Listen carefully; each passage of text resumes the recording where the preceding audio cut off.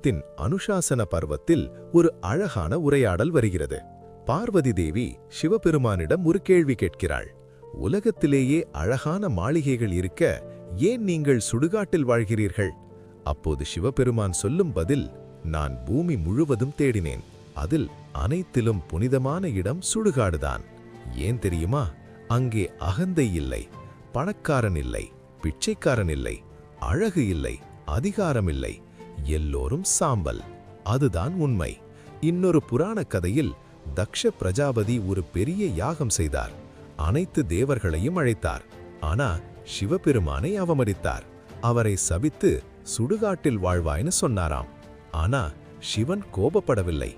அவர் அதை அன்போடு ஏற்றுக்கொண்டார். ஏன்? அது அமைதியான இடம், யாரும் பெருமை பேசாத இடம், யாரும் புகழ்ந்து பேசாத இடம், தவம் செய்ய சிறந்த இடம். மூன்றாவது மிக ஆழமான காரணம். தக்ஷ யாகத்தில் சதிதேவி தன் உயிரை அக்னியில் இழந்தார். அந்த துயரத்தில் சிவபெருமான் அவளது உடலை தூக்கி உலகம் முழுவதும் அலைந்தார்.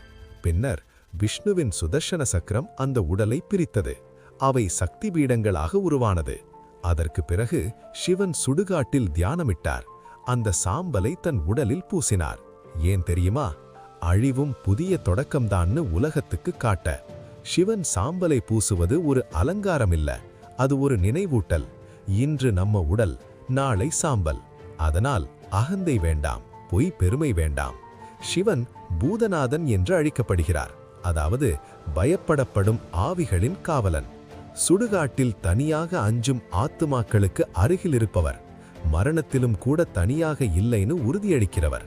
இந்த கதை ஒரு மர்மம் இல்ல, ஒரு மிகப்பெரிய வாழ்க்கை தத்துவம். நம்ம வாழ்க்கை நிலையானது இல்லை, பொருள் நிலையானது இல்லை, உறவுகள் கூட நிலையானது இல்லை. ஆனா உண்மை நிலையானது.